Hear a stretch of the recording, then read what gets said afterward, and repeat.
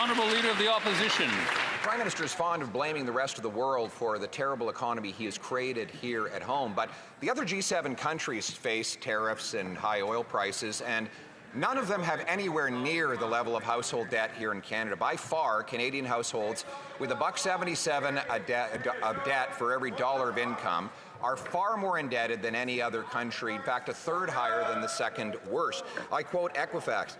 The missed payment levels highlight severe financial strain in high-priced markets, with mortgage delinquencies up 52% in Ontario, 36% in BC. If people are doing so well under his leadership, why are they missing their mortgage payments? The Honourable Secretary of State for Financial Institutions. Mr. Speaker, while that leader's focused on podcasts, fitness videos, and empty parking lot press conferences, on this side of the House, we're focused on delivering affordability for Canadians.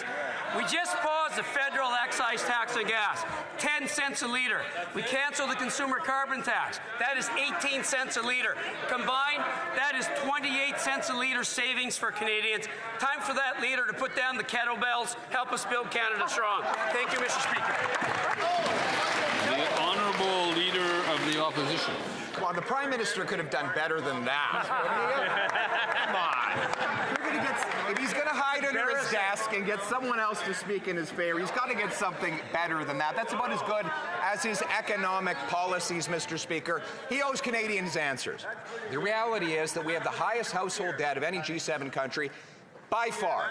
And we've seen that in the first quarter of this year, there's been a 19% increase in year-over-year delinquencies. Canadians cannot make their minimum payments. Instead of smirking and hiding behind his backbench, will the Prime Minister stand up and announce a reverse course so Canadians can pay their bills? The Honourable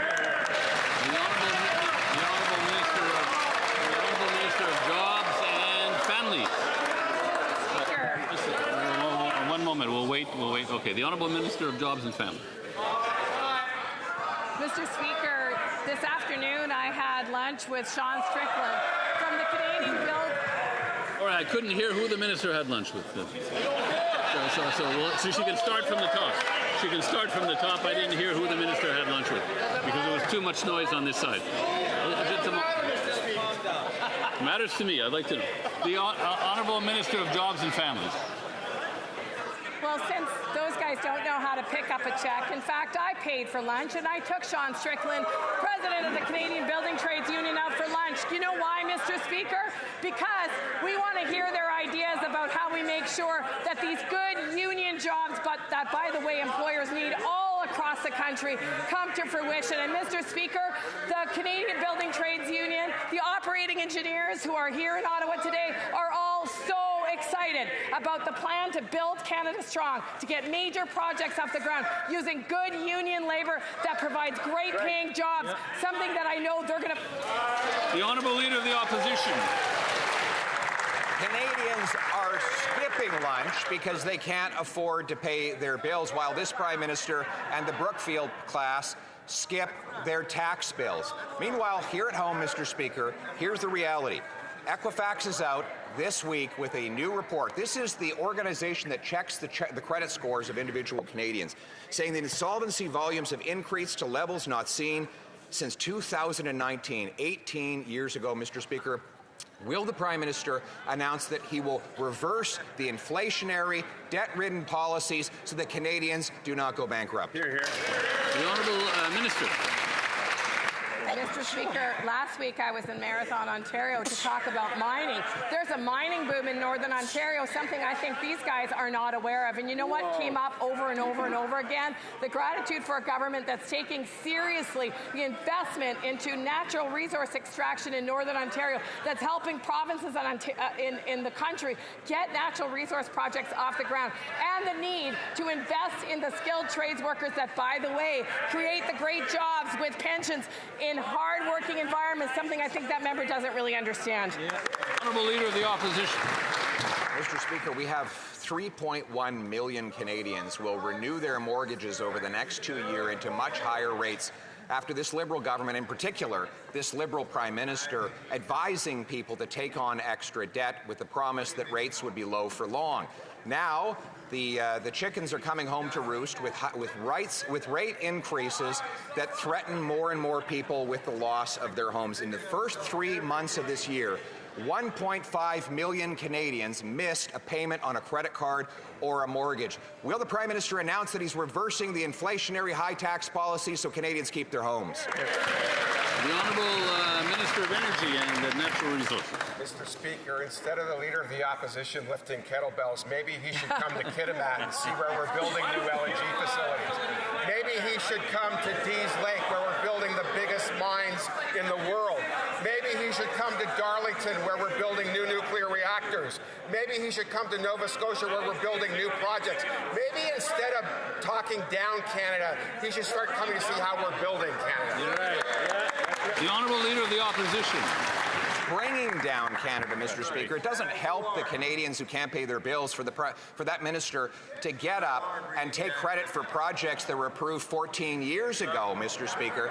Nor does it help when the Prime Minister of Canada refuses to even stand on his feet and defend his disastrous economic record at a time when our households are by far the most indebted anywhere in the G7. Why? Because they've blocked projects, because they've raised taxes, because they've caused inflation and the highest housing costs in the entire group of 7 nations. Will the Prime Minister reverse these inflationary policies before Canadians lose their homes? The Honourable Government House Leader. We know, Mr. Speaker, we know why this member asks all the questions. It's to save him writing the questions out for all of the other members of the bench that don't get to ask the questions. But while we're asking questions, when is that member going to answer why he would refuse saving thousands of dollars for Canadians on childcare? When is he going to justify his opposition to reducing taxes for Canadians? When is he going to justify his opposition to creating the Canada Child Benefit? All of these things save Canadians thousands of dollars. Why is he against them? The Honourable Leader of the Opposition. Mr. Speaker, the reason I'm asking a few extra questions is because the Prime Minister only shows up once a week and he won't get out of his chair and he answers them. I didn't like that. Didn't like that. Didn't like that.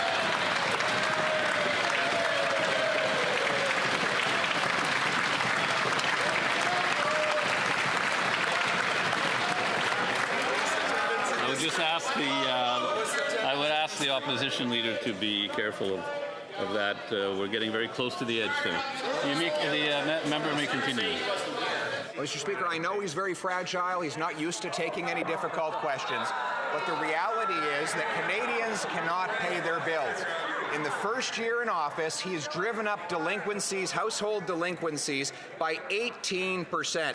He's given Canadians the worst household debt in the G7. Delinquencies have climbed by 32% year over year. And in Q1, we saw a 17-year high due to financial strains in Canadian household finances. Will he get off the backs of Canadians so they can pay their bill? The Honourable Government House Leader. In the first year of this Prime Minister's tenure, we have the #1 leading economy in the G7 for foreign investment. In this Prime Minister's first year, we have approved major projects, we have approved mines, we have approved building, we are training young Canadians, we are building this country brick by brick by brick by brick, and the Blame Canada Brigade can sit down and take a seat, Mr. Speaker.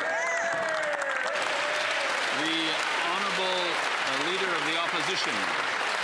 Mr. Speaker, #1 economy in terms of debt for households, #1 economy in the cost of housing, #1 economy in the cost of food inflation. Those are the only metrics on which this government is leading, and they are #2 when it comes to unemployment, with that unemployment rate being a third higher than in the United States.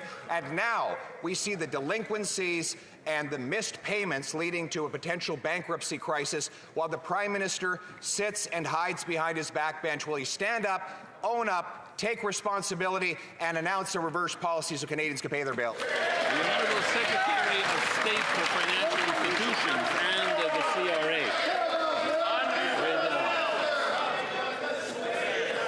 We'll give it a moment. We'll give it a moment. We'll give it a moment. We'll give it a moment. Are we ready? Are we ready for the answer? The Honourable Secretary of State for Financial Institutions. do your top. Mr. Speaker, let's do a comparison. World-class statesman on this side. World-class business and economic leader. On that side, empty parking lot press conferences with slogans, gimmicks, and props. Mr. Speaker, on this side of the House, we're going to build the strongest economy in the G7, the most resilient economy in the G7. We're cutting taxes. We're investing in Canada. Time for him to stop the fitness videos. Help us build Canada strong.